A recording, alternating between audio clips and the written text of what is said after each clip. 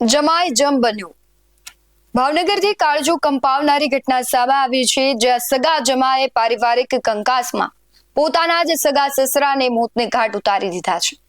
કૌટુંબિક ઝઘડામાં જમાએ સસરા પર ઈંટ વડે જીવલેણ હુમલો કર્યો, જેમાં પ્રૌઢનું કરુણ મોત નીપજ્યું છે.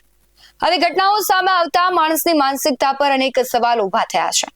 માણસને હત્યા, ગુનાખોરી, સૃષ્ટિ વિરુદ્ધના કૃત્યો કરવા કેટલા સહેલા લાગવા લાગ્યા છે, તેનો અંદાજો આવી ઘટનાઓ પરથી લગાવી શકાય. સાથે જ કાયદાનો ડર પણ જરા ન રહ્યો હોય તે પણ અહીંયા સાબિત થાય છે. નમસ્કાર, ગુજરાત BS9 TV ન્યૂઝમાં આપની સાથે હું છું ભગવતી વિશાવડિયા. ભાવનગરમાં સંબંધોને શર્મસાર કરતી અને કાળજુ કંપાવી દેતી હત્યાની એક સનસનાટીભરી ઘટના સામે આવી છે. ભાવનગરમાં પારિવારિક કંકાસમાં જમા એટલો હેવાન બન્યો કે તેણે પોતાના જ સગા સસરાને મોતને ઘાટ ઉતારી દીધા છે. કૌટુંબિક ઝઘડામાં જમાએ સસરા પર ઈંટ વડે જીવલેણ હુમલો કર્યો, જેમાં પ્રૌઢનું કરુણ મોત નીપજ્યું છે.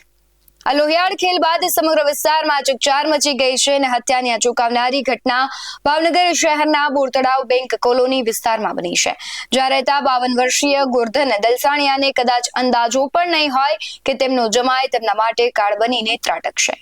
જે વિગતો સામે આવી રહી છે તે મુજબ જો વાત કરીએ તો ગોરધનભાઈ અને તેમના જમાઈ વચ્ચે કોઈ પારિવારિક બાબતે ઉગ્ર ઝઘડો થયો હતો અને આ બોલાચાલી દરમિયાન જમાઈ પણ જાણે ખૂન સવાર થઈ ગયું હોય તેમ તેણે રોષે ભરાઈને સગા સસરા ગોરધનભાઈ પર ઈંટ વડે ઉપરા ઉપરી હુમલો કરી દીધો. ઈંટના ફટકા વાગવાને કારણે ગોરધનભાઈ લોહી લુહાણ થઈને ઢળી પડ્યા. તેમને તાત્કાલિક હોસ્પિટલમાં ખસેડવામાં આવ્યા, પરંતુ સારવાર કારગત ન નીવડી અને હોસ્પિટલના બિછાને જ તેમણે દમ તોડી દીધો. એક હસતા રમતા પરિવારમાં જમાએ જ સસરાનો હત્યારો બનતા વિસ્તારના લોકો પણ સ્તબ્ધ થઈ ગયા છે. ઘટનાની ભયાનકતા જોતા જ સિટી ડીવાયએસપી અને પીઆઈ સહિતનો મોટો કાફલો તાબડતોડ ઘટના સ્થળે પહોંચી ગયો હતો અને પરિસ્થિતિ પર કાબુ મેળવ્યો હતો. પહોંચી હતી અને જે દ્રશ્યો સામે આવ્યા છે તેના પર નજર કરીએ.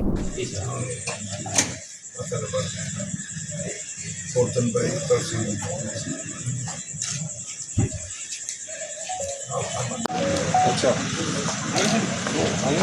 तेरा दोस्त हाँ बरोबर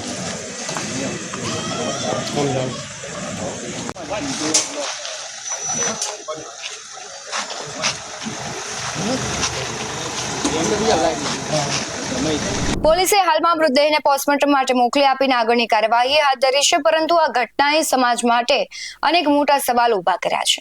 આખરે એવો તો કેવો પારિવારિક વિવાદ હતો કે જમાએ તમામ હદો વટાવી દીધી?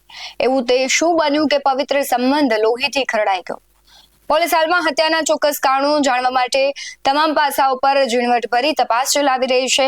તપાસ બાદ સાચું કારણ સામે આવશે કે જમાઈ શા માટે એક સસરા માટે જમ બન્યો છે. આ ઘટનાને લઈને તમારું શું માનવું છે કમેન્ટમાં જરૂરથી જણાવજો. બાકી આવા જ વધુ અહેવાલો સાથે ફરી મળતા રહીશું. તમે મારી યુટ્યુબ ચેનલને સબસ્ક્રાઇબ કરવાનું અને ફેસબુક અને ઇન્સ્ટાગ્રામ પર ફોલો કરવાનું ભૂલશો નહીં. બાકી નવી અપડેટ્સ મેળવવા માટે આપ જોતા રહો BS9 TV ન્યૂઝ. નમસ્કાર.